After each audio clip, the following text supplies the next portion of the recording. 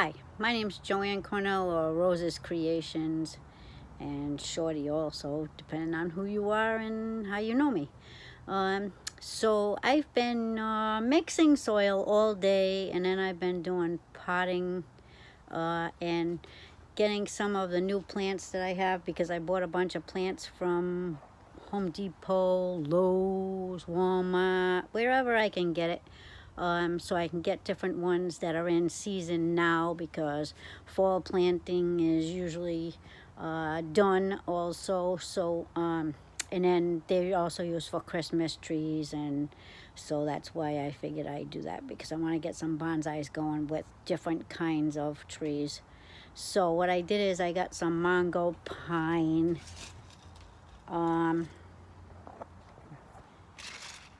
right there. I don't know if you can see. Let me see. That one. And then I had gotten some boxwoods. And then I got some bird's nest so far. And then here's the boxwoods.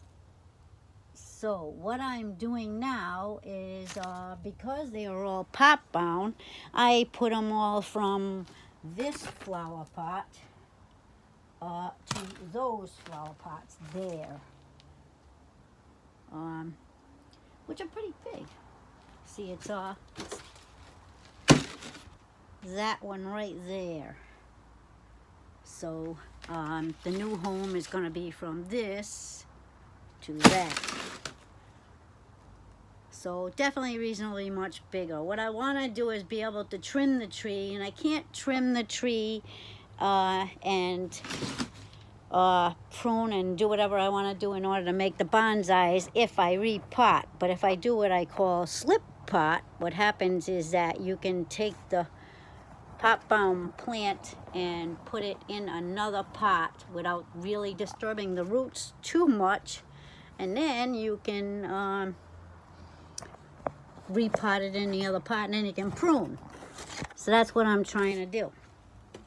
So I want to kind of show you what I do in order to do this. Excuse me for the mess. Like I said, I've been repotting and stuff, and I'm not totally set up for videos, but I figured seeing as I'm doing this, I might as well just kind of show you what the heck to do.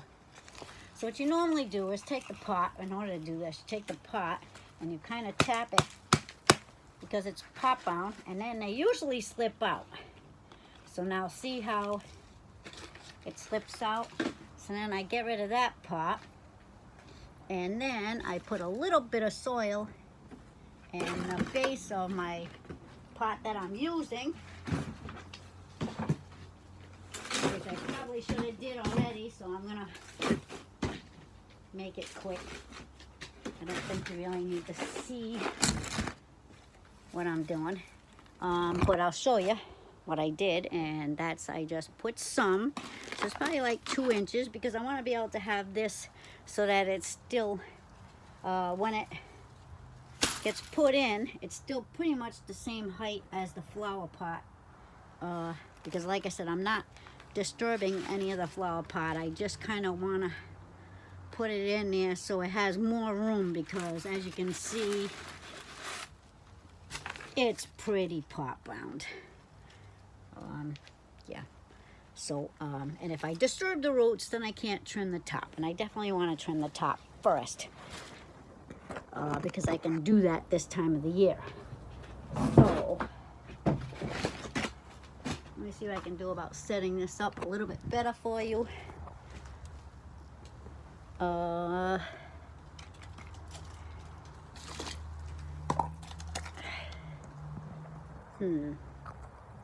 I do have a better camera system, so it's going to be out. This is going to be better pretty soon. It's just not there yet. Let's see what I can do here. No. All right, I'm just going to have to wing it. So, like I said, I have a big basket over here, which I pre-mixed my soil.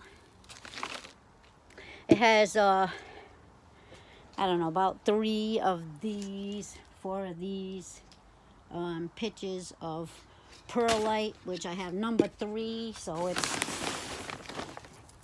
it's not really coarse. It's just, there you go, you can kind of see the difference. Let me see if I can give you something for reference.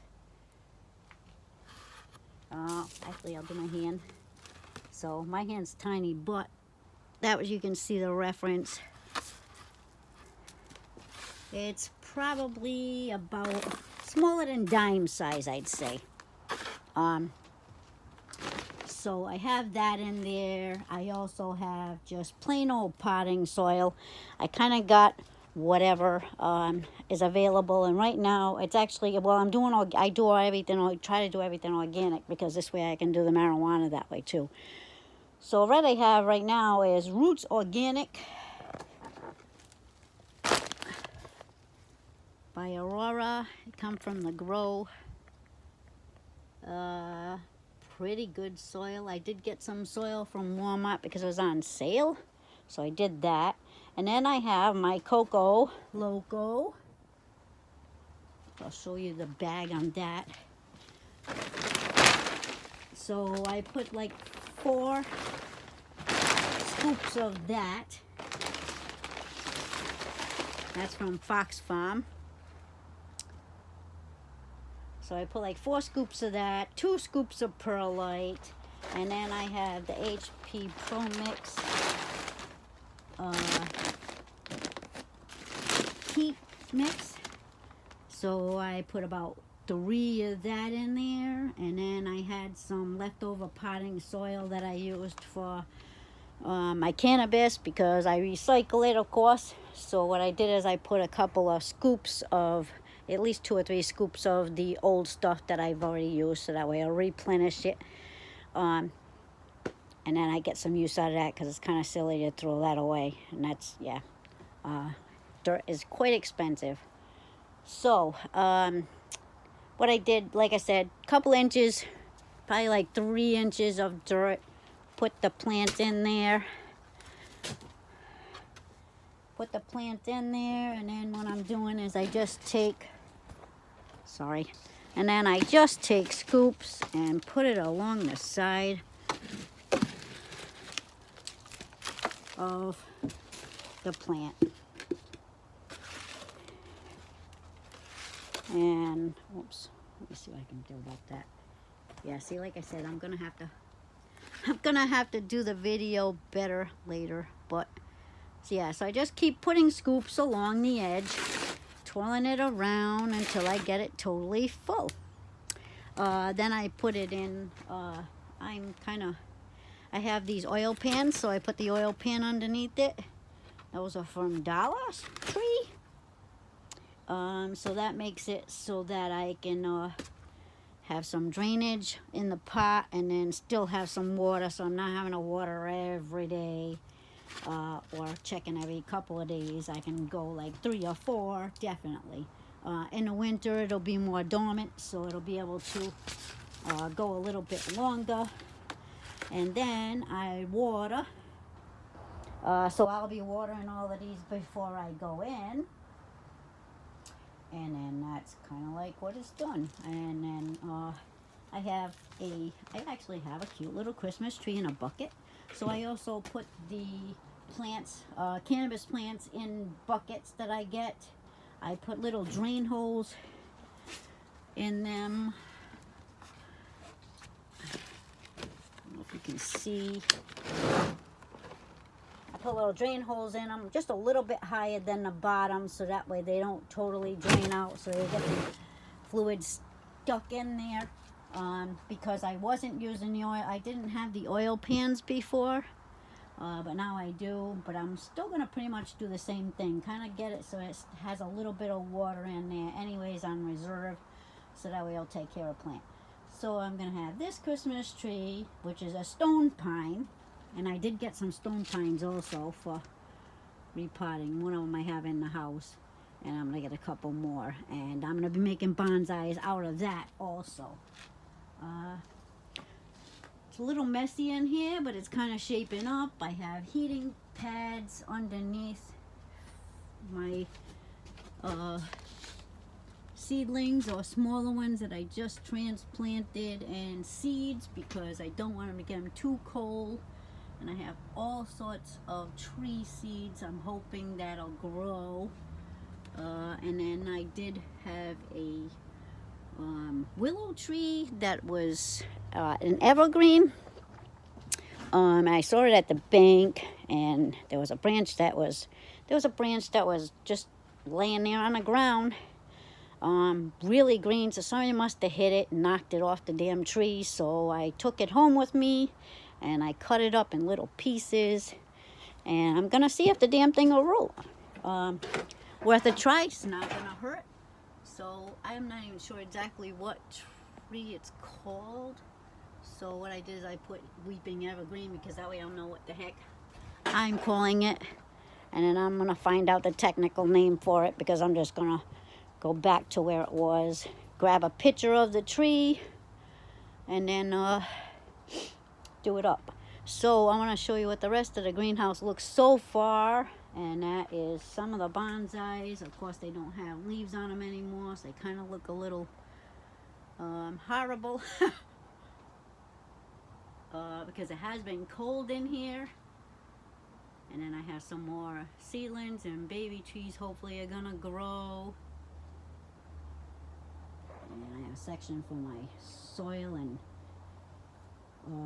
storage there. I had made a water container so I can put the plants in it out of a bookcase that was no good. I was going to throw it away. So I took the frame and I put a shower curtain underneath it so I could protect the wood. And then I put a shower curtain inside, and I put 3 shower curtains inside, one of them being black on the top, so that way fungus and stuff won't be drawn and grown in there. And so now I have to water it a little bit less, and I don't have to have as many trays. And then I have the rest of these, which are all have pretty much been repotted. There's only a few in the back that haven't been repotted. The rest of them have. And then I still have to do the watering. And then there's some baby plants up there, smaller plants on that shelf. I did get these cool trays, watering trays. Like I said, I try to do everything as cheap as I can. Watering trays are pretty expensive, and I went to Job Lot, and I found these trays, and they are called, they're really for boots. So when you put them next to the doorstep, you put your boots in there, and that way they don't make a mess in the house. Look at, I got worms even. I got worms. So what I did is that it's $11. A tray double size of that at a grocery store is probably about 40-50 bucks. So I have 1, 2, 3, 4, 5. I have 6 of them for the price of one of them that was going to be the size of 3 of these. And so I got 6 of them for the cost of 3. One big one, which would have held the same amount of plants.